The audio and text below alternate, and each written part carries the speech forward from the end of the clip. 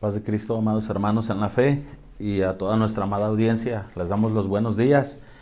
Damos una continuidad a la enseñanza de la semana pasada. En esta ocasión veremos la segunda dispensación, que es la conciencia antediluviana. Conciencia quiere decir capacidad humana de reflexionar sobre el grado en que el comportamiento personal se ha conformado a las normas morales. ¿Sí? Dijo Dios, Génesis 3:22, he aquí el hombre es como uno de nosotros, sabiendo el bien y el mal.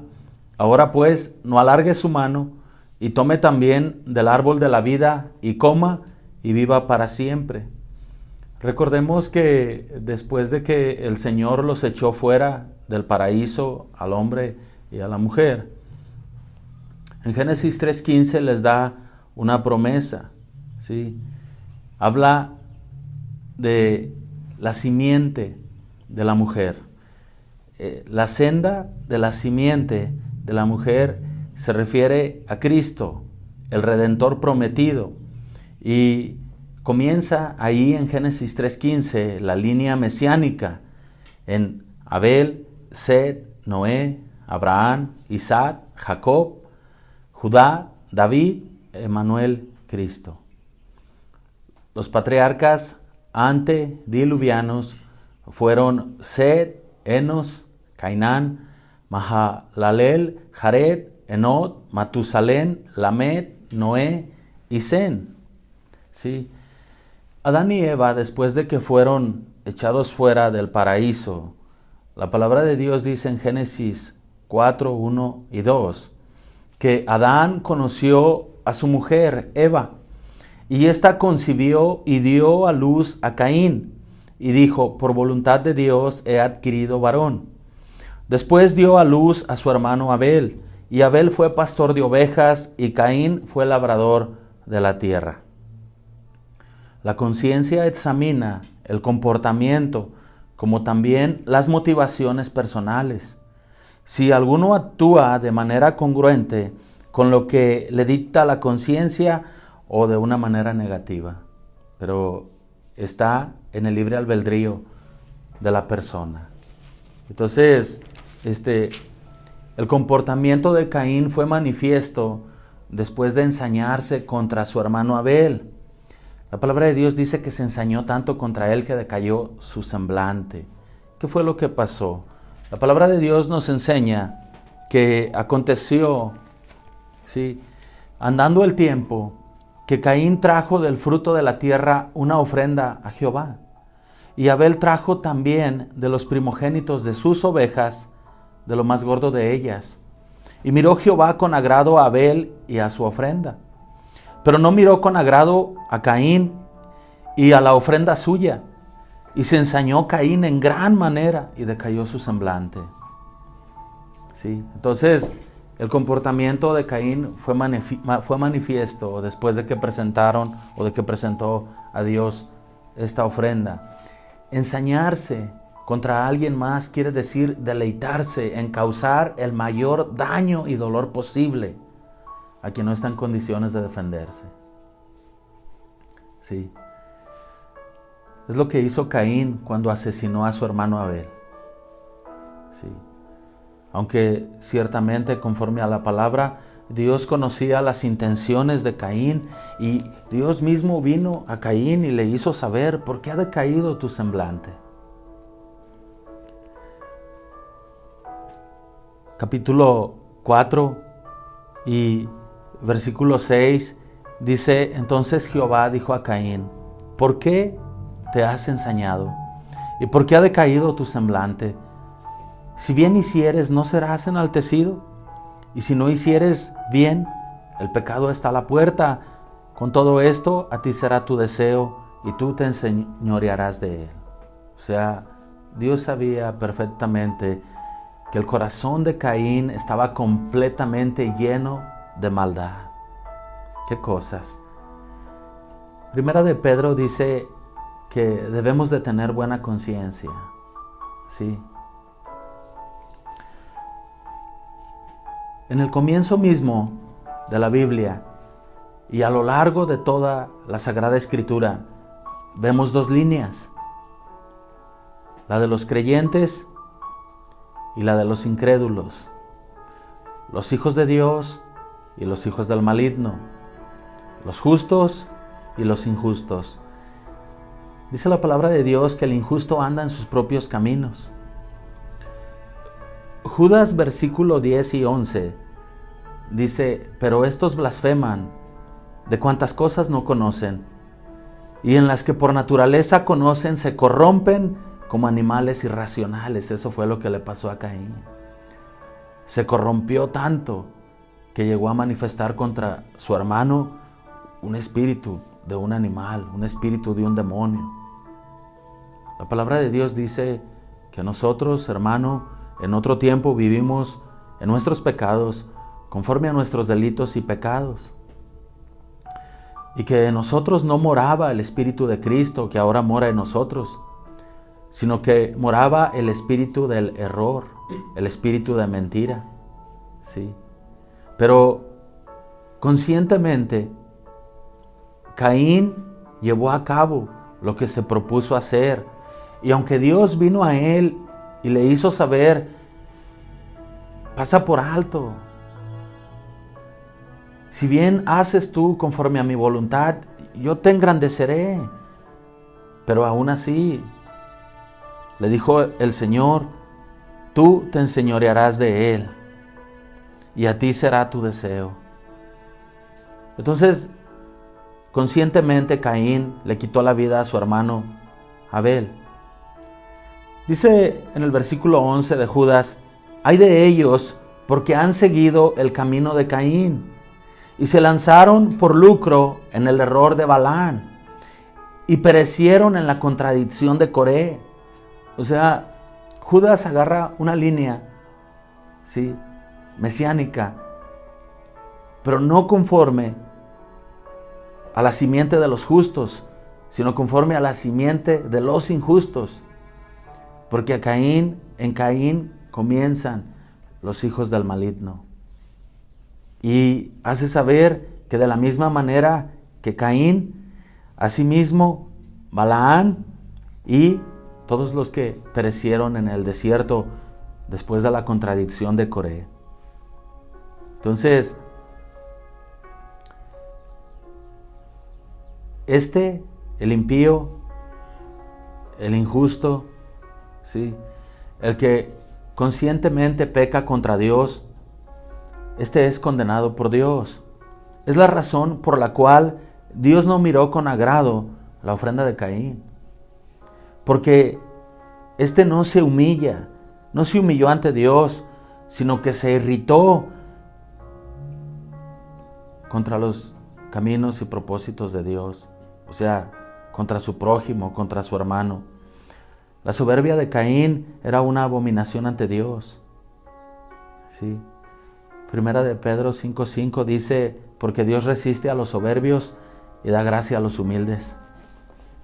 Abel halló gracia ante los ojos de Dios, pero el desobediente actúa según su propia voluntad. El problema estaba en Caín y su constante rechazo a Dios. Por eso su sacrificio no fue agradable a Dios. Y por esta razón se convirtió en un arquetipo del anticristo. Nadie más rebelde ni desobediente que Caín, aún después de haberle quitado la vida a su hermano Abel, Dios nuevamente vino a Caín y le dijo en el versículo 9 del capítulo 4: ¿dónde está Abel tu hermano? Y él respondió: no sé, ¿soy yo acaso guarda de mi hermano? Vea nada más, hermano, para contestarle de esa manera al Señor. ¿Qué acaso a mí me asignaste de que yo cuidara de él y que yo me hiciera cargo de él? ¿O qué acaso yo soy su padre o su madre para andar tras de él? Nadie más rebelde ni contradictor que Caín. El Señor le hizo saber: ¿qué has hecho? La voz de la sangre de tu hermano clama a mí desde la tierra. Ahora pues, maldito seas tú de la tierra, que abrió su boca para recibir de tu mano la sangre de tu hermano. Fíjese nada más. O sea, conscientemente, hermano, nosotros ya hacemos las cosas. Porque la conciencia vino al ser humano desde el pecado. Cuando Adán y Eva, nuestros padres, pecaron contra Dios, inmediatamente se hizo manifiesto el conocimiento del bien y el mal a ellos. Y esta es la razón por la cual el Señor los tuvo que echar fuera del paraíso, para que por medio de Cristo, la simiente mesiánica, viniera la redención a toda la humanidad. Debemos de hacer un alto a nuestra manera de vivir y volvernos a Dios de todo nuestro corazón. Solamente en Cristo podemos hallar el perdón de nuestros pecados. Nuestro Señor está haciendo un llamado fuerte a todo aquel que camina muerto en sus delitos y pecados, que sigue haciendo conforme a su voluntad y que sigue manifestando rebeldía a Dios una y otra vez. La rebeldía, la desobediencia se sigue viendo desde el hogar, en la misma familia. Y fuera del hogar, los hijos desobedientes son completamente un desastre, hermanos. Un desorden en el cual solamente les espera la condenación eterna. Pero, en cambio, los obedientes como Abel son hombres de fe. En Abel vemos una imagen agradable del hombre ante Dios. La confianza en Dios y en su sacrificio por el pecado. La consagración a Dios, la comunión con Dios. La fe verdadera actúa según los pensamientos de Dios. Hebreos 11:4 dice, Dios da testimonio de tus ofrendas. ¿Por qué? Porque la palabra de Dios dice que Dios da testimonio de la ofrenda de Abel, que fue agradable ante él. El justo se guía por la voluntad de Dios y por su palabra. Caín también conocía la voluntad de Dios, pero no la puso por obra. Y Abel era un oidor y hacedor de la palabra de Dios. La verdadera fe es aceptada por Dios, ya que sin fe es imposible agradarle. Nosotros somos agradables a Dios, hermano, por Jesucristo. Efesios 1:5 dice, en amor, habiéndonos predestinado para ser adoptados hijos suyos por medio de Jesucristo, según el puro afecto de su voluntad. De los altares, de los dos altares, Dios solo se agradó de uno, el de Abel. En Set se manifestó la simiente espiritual renovada hasta Noé y continúa a través de Sem. En Caín se hace manifiesto la maldad de los hombres, según Génesis 6, del 1 al 13. Cuando se multiplicaron los hombres, abundó la iniquidad, hasta que corrompiéndose la tierra se llenó de violencia. Como nosotros estamos viendo ahora la condición del mundo a través de la maldad. El mundo completamente está contaminado de maldad y de violencia. Y se hace manifiesto, o se hacen manifiestos estos días, como en los tiempos de Noé. Esa es la razón por la cual Dios declaró, raeré de sobre la faz de la tierra a los hombres. Y es la razón principal por la cual Dios trajo el diluvio. Aún antes del diluvio, Noé, la palabra de Dios nos enseña que Noé predicó la justicia mientras preparaba el arca y amonestó al mundo venidero de juicio. Segunda de Pedro 2:5 dice, y si no perdonó al mundo antiguo, sino que guardó a Noé, pregonero de justicia, con otras 7 personas, trayendo el diluvio sobre el mundo de los impíos. Primera de Pedro 3:18 al 20 dice, porque también Cristo padeció una sola vez por los pecados, el justo por los injustos, para llevarnos a Dios, siendo a la verdad muertos en la carne, pero vivificados en el Espíritu, en el cual también fue y predicó a los espíritus encarcelados, los que en otro tiempo desobedecieron, cuando una vez esperaba la paciencia de Dios, En los días de Noé, mientras se preparaba el arca, en la cual pocas personas, es decir, 8, fueron salvadas por el agua. La segunda dispensación termina con el diluvio.